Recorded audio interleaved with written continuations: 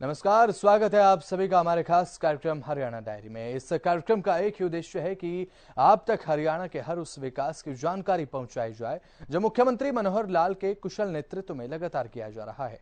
तो बने रहिए हमारे इस साथ और इस खास कार्यक्रम को देखते रहें हरियाणा डायरी।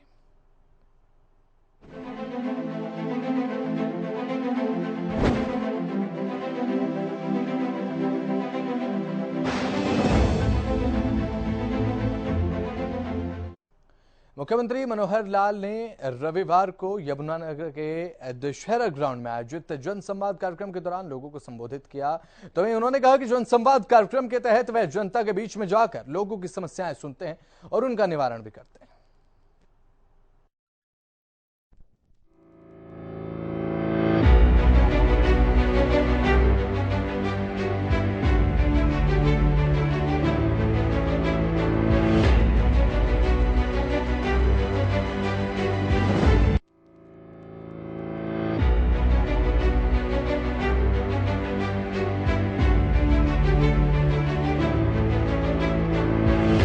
मनोहर लाल जनसंवाद के लिए यमुनानगर पहुंचे थे। इस दौरान सीएम मनोहर लाल ने बच्चों को जन्मदिन की बधाई दी और उनके उज्जवल भविष्य की कामना की। सीएम मनोहर लाल जनसंवाद में अक्सर अपने इस व्यक्तित्व में नजर आते हैं और सीएम का ये स्वभाव हर किसी को भाता है। आपको जन्मदिन की बहुत बधाई। कौन सी क्लास है आपकी? 6th है। अब ये बताओ, बड़े होकर क्या बनोगे? हैं? IAS। अरे वाह, बड़ा सपना इस बेटी का। वाह वाह। आप सवेरे जब उठे थे तो सबसे पहले क्या काम किया था आपने? सीधे घुसा नहा के। उससे पहले नहाने से पहले कुछ किया था? कुछ नहीं। मम्मी पापा के पैरों को हाथ नहीं लगाया था? वो तो सो रहे थे। हाँ, वो सो रहे थे अभी। शाबाश। लाओ भाई, खाने के लिए चॉकलेट। ठीक है। और इसी प्रकार से आपने पढ़ाई के में अच्छी जानकारियां लेनी है, IAS बनना है, तो जो बड़े बड़े लोग हैं उनके बचपन की कहानियां। ठीक है। शाबाश शाबाश। जन्मदिन खुश हो। उधर देखो जरा। चलो चलो। हाँ, ये है। और ये तुम्हारे लिए चॉकलेट। ठीक है। किसको खिलाओगी? पान से किसको खिलाओगी? अपने आप खाओगी? बोलो, किसको खिलाओगी? नहीं पता। भाई को, दोस्तों को, मम्मी पापा को। हैं? ये तुम्हारे लिए पंचतंत्र की कहानियां पढ़नी आती ना? चलो शाबाश। निवेदिता। वाह। निवेदिता जी क्या करते हैं? LLB कर ली है। वाह वाह वाह। परिवार में कौन कौन है?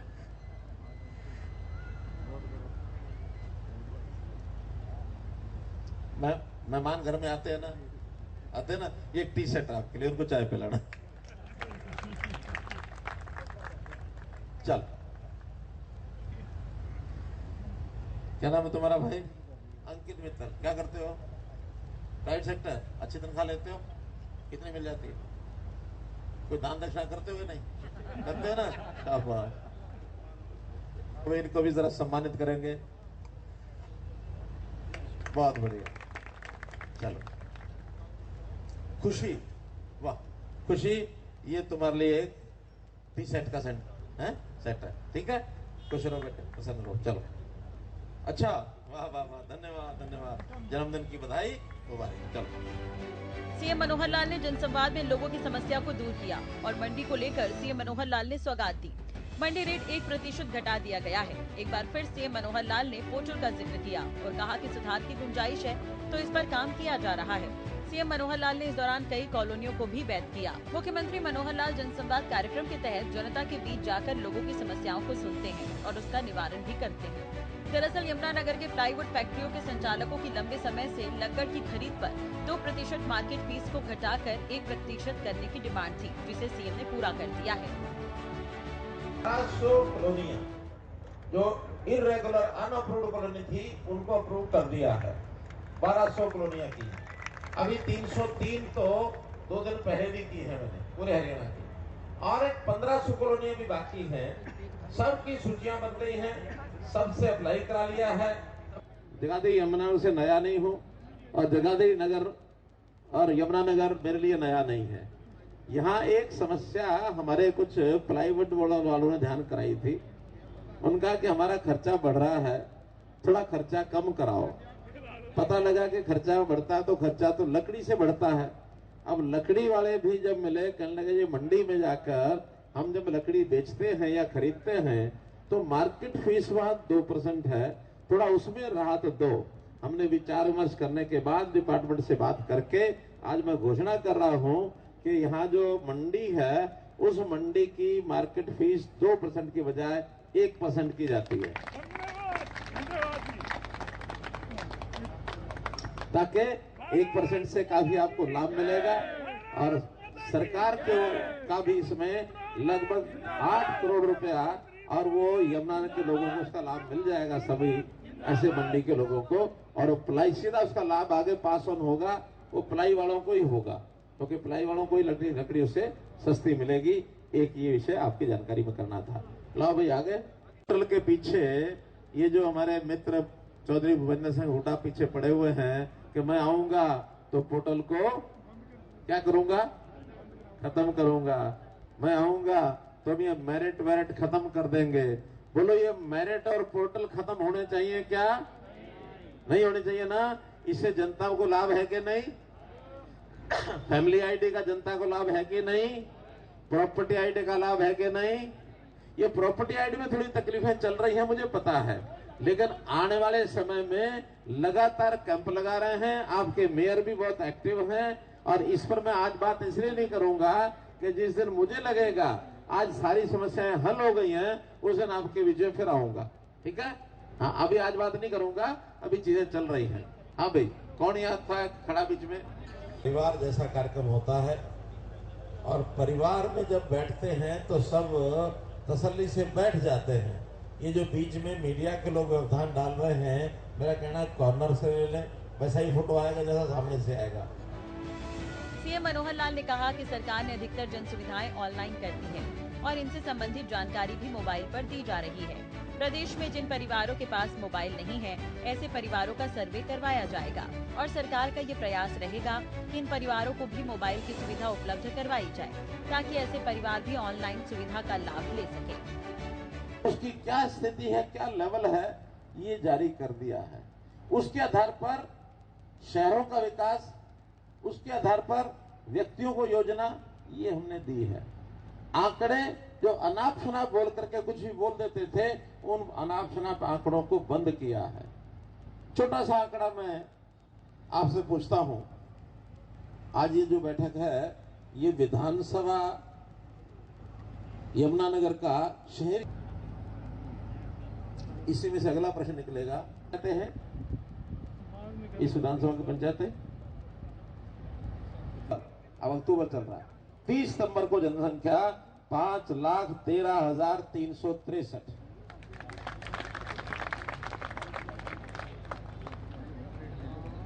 परिवारों की संख्या है 1,36,344। ये कहां से आया? ये आंकड़ा हमारे पास कहां से आया? परिवार पहचान पत्र में से, फैमिली आईडी में से। नहीं तो पहले जनसंख्या कितने साल के बाद गिनी जाती थी? 4 बजे तक, 10 साल के बाद। और इस बार तो 10 साल 21 में खत्म हो गए, तो गिनी ही नहीं गई। कोविड के कारण से अब 24 में गिनी जाएगी। 10 की बजाय 13 साल हो जाएंगे। 13 साल में पता नहीं कब कितना बदल जाए, कितने आ जाए, कितने चले जाए, सब अंदाजे चलते थे हर साल। पानी भरा रहता था तो माननीय मुख्यमंत्री जी ने हमारी मांग को स्वीकार करते हुए तुरंत वहां पर सीवरेज सिस्टम और सड़क का निर्माण ये करवाने के आदेश दिए। और आज खजूरी रोड पर जो सैकड़ों की संख्या में बोर्ड प्लाई उद्योग है, आज उससे लाभ प्राप्त कर रहा है। और हजारों की संख्या में किसान जो गन्ना शुगर मिल यमुनानगर में लाते हैं, आज उस बहुत बढ़िया और सुंदर सड़क का लाभ उठा रहे हैं। सीएम मनोहर लाल ने कहा कि यमुनानगर जिले में बीपीएल के दिसंबर 2022 में 55,693 कार्ड थे, जबकि अब 71,388 कार्ड बने हैं। उन्होंने बताया कि 7 महीनों में करीब 16,000 नए कार्ड बने हैं। पहले AAY कार्ड धारकों को 2 लीटर सरसों का तेल मिलता था, लेकिन अब सरकार ने निर्णय लिया है कि सभी BPL कार्ड धारकों को 2 लीटर सरसों का तेल दिया जाएगा। उन्होंने BPL परिवार के बिजली के बिल की 12,000 प्रति माह की स्लैब को हटा दिया है।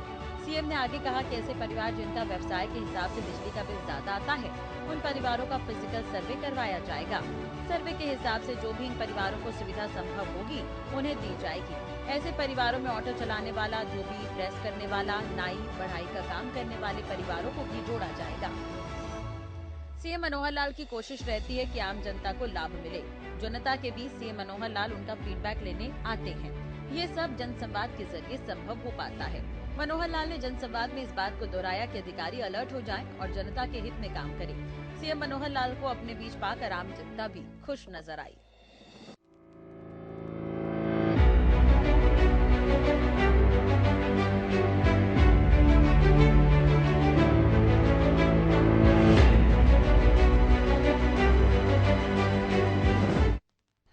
तो वहीं हिसार स्थित हरियाणा कृषि विश्वविद्यालय में रविवार को देश के उपराष्ट्रपति जगदीप धनखड़ ने 3 दिवसीय कृषि मेले का शुभारंभ किया। उनके साथ उनकी पत्नी सुदेश धनखड़ भी मौजूद रही। आपको बता दें कि इस कार्यक्रम में समापन पर मुख्यमंत्री मनोहर लाल भी पहुंचेंगे। रिपोर्ट देखिए।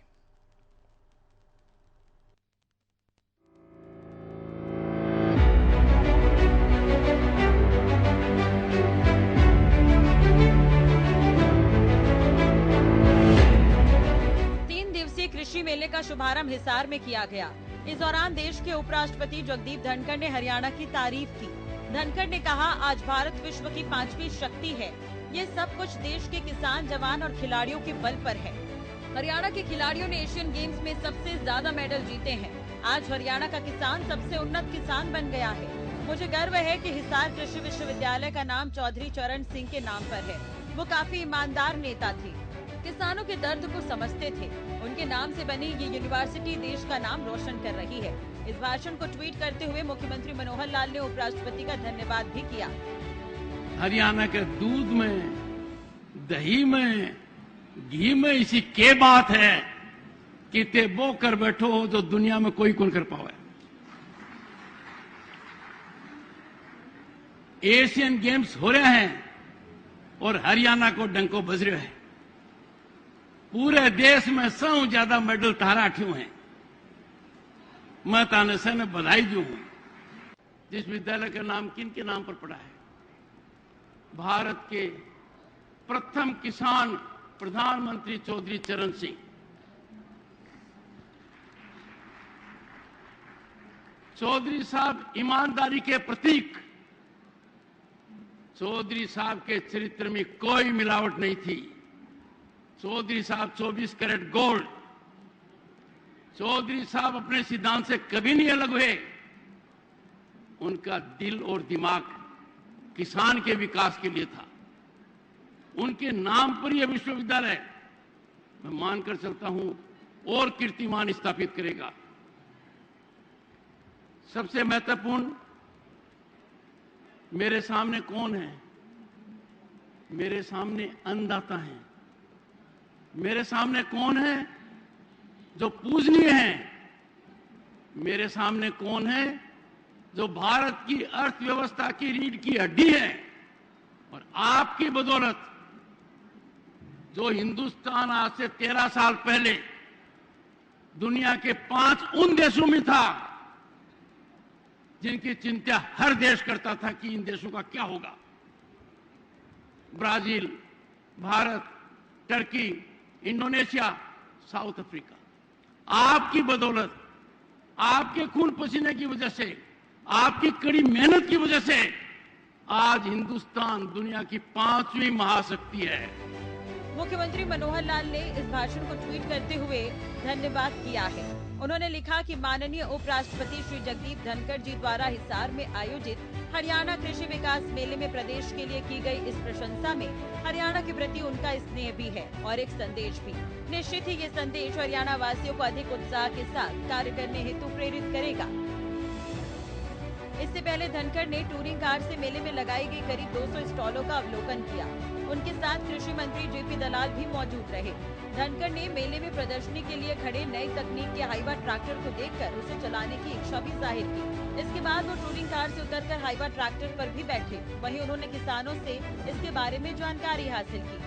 इस कार्यक्रम में कृषि मंत्री जेपी दलाल ने कहा कि किसानों के लिए सोनीपत के गन्नौर में देश की सबसे बड़ी गन्ना मंडी बनाई जा रही है। ये मंडी लगभग बनकर तैयार हो गई है। हमारे किसान सुल्तान सिंह और नरेंद्र सिंह ने झींगा पालन में रिकॉर्ड उत्पादन कर पद्मश्री अवार्ड हासिल किया है। भावांतर योजना के तहत किसानों को 830 करोड़ रुपए दिए जा चुके हैं। हरियाणा सरकार किसानों के हित में समर्पित है। हर चीज वो करने को तैयार है जिससे कि हमारे मालिकों की सेवा बढ़ सके, इनकी आमदनी बढ़े, इनका जीवन दशा सुधरे। इसीलिए हमने बजट को लगभग 5 गुना किया है और हमारे प्रधानमंत्री जी ने किसान को जोखिम फ्री करने के लिए जो प्रधानमंत्री फसल बीमा योजना लेके आए 7,548 करोड़ रुपए उसके यहाँ दिए जा चुके हैं। फसल खराबा के 2014 से अब तक 4,084 करोड़ रुपए दिए गए हैं। बाजरा खरीदने वाली मैं समझता हूं कि हमारी सरकार है जो एमएसपी पर बाजरा खरीदते हैं या भावांतर से पैसा देते हैं। 830 करोड़ रुपए हमने भावांतर का सीधे किसानों के खाते में दिया है। देश में पिछले 10 सालों में सबसे ज्यादा गन्ने का, एक आध साल को छोड़ के सबसे ज्यादा गन्ने का भाव देते हैं। 27,000 एकड़ जो खारे पानी की सलाइन वाटर जमीन है उसको हमने ठीक किया है। और मैं सबसे ज्यादा धन्यवाद करता हूं, नमन करता हूं हमारे प्रधानमंत्री आदरणीय नरेंद्र मोदी जी को, जो पद्मश्री की पुरस्कार बड़े बड़े शहरी लोगों को मिलते हैं वो किसानों को दिए। हमारे मछली पालन के किसान सुल्तान सिंह को पद्मश्री पुरस्कार मिला, नरेंद्र जी को पशुपालन में पद्मश्री पुरस्कार मिला, कमल सिंह चौहान को आधुनिक खेती में उनको मिला। कि हरियाणा देश के अंदर अनाज ही अनाज नहीं, दूध उत्पादन में भी दूसरे नंबर पर है। आपको जानकर आश्चर्य होगा, हमारे यहाँ कोई बड़ी वाटर बॉडी नहीं है, लेकिन मछली पालन में भी हरियाणा बहुत आगे है। हमने झींगा के उत्पादन में कीर्तिमान स्थापित किए हैं। 4,234 एकड़ में हमने 8,000 मीट्रिक टन झींगा का उत्पादन किया है, जो अमेरिका और यूरोप में जाता है, जिससे कि हमारे किसानों को लाखों रुपए एकड़ की आमदनी होती है।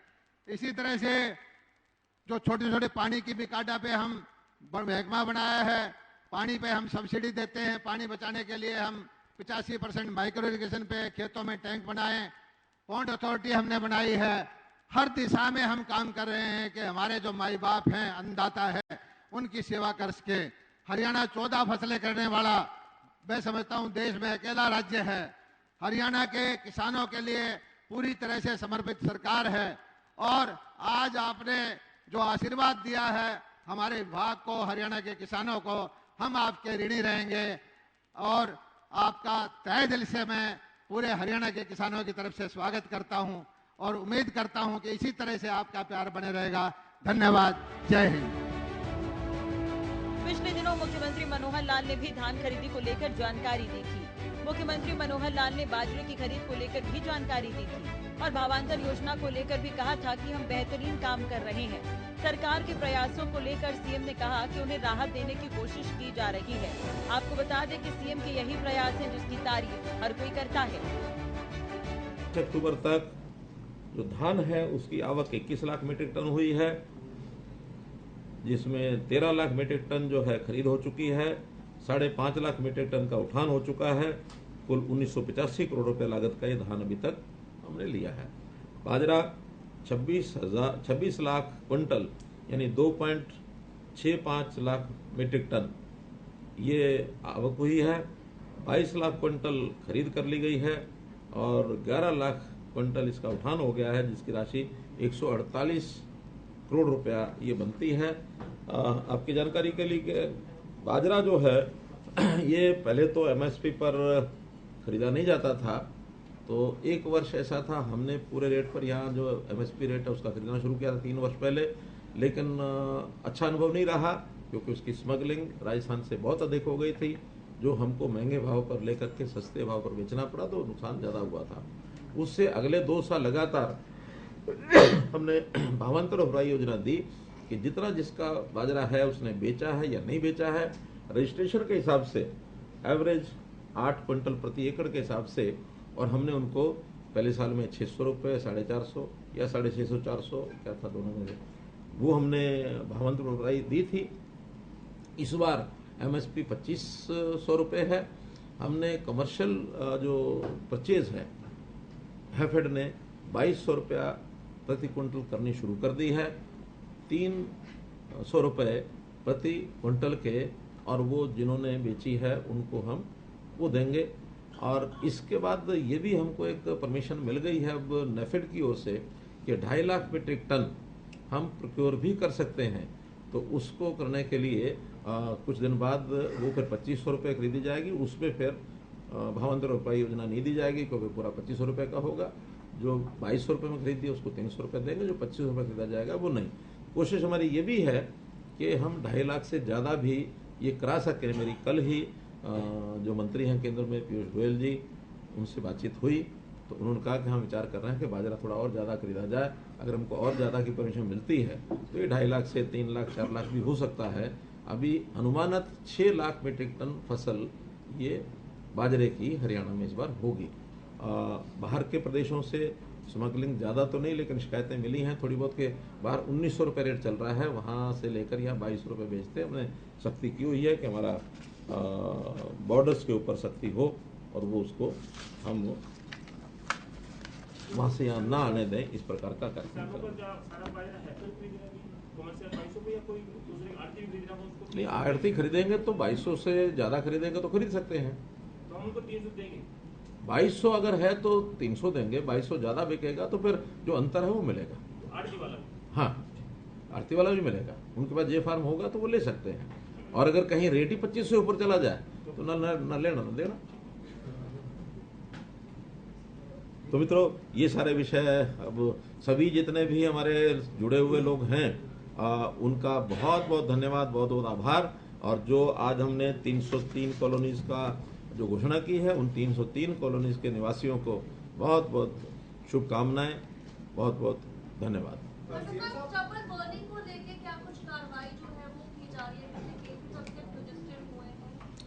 देखिए, स्टबल बर्निंग बिल्कुल रुकी तो नहीं है, लेकिन जितने पहले वर्षों में होते थे उससे काफ़ी कम है। एकदम आंकड़ा शायद 200 कुछ ऐसे केसेस हुए हैं हरियाणा में अभी तक। 2500 रुपया प्रति एकड़ के हिसाब से हमने जुर्माना भी लगाया है। और अब कुछ एक एरिया है जिसके अंदर ये होता है, वहाँ भी हम कोशिश कर रहे हैं कि उसका कमर्शलाइजेशन, बिक्री अगर ऐसे प्रावधान बन जाए वहाँ की उपयोग करने के लिए, हम कहीं ना कहीं उनको व्यवस्था देंगे। मुझे लगता है वो भी रोक लेंगे, क्योंकि जहाँ जहाँ कमर्शियल उसका सिस्टम बन गया है बिक्री का, वहाँ बिल्कुल नहीं कर रहे हैं, क्योंकि हम फैसिलिटेट करते हैं उनको बेलर भी दिए हैं, उनको खरीदने के लिए जो उनको राशि किसानों को भी देते हैं, उनको डंप भी जगह भी देते हैं, ट्रांसपोर्टेशन का भी देते हैं। और वो फैक्ट्री में जो ले जा करके, चाहे वो एथनॉल के लिए लेकर जाए, चाहे इसके लिए एथनॉल या फिर और क्या बनाते हैं, पावर बनाते हैं, ब्रिकेट्स बनाते हैं। तो ऐसा कमर्शलाइजेशन धीरे धीरे बढ़ रहा है।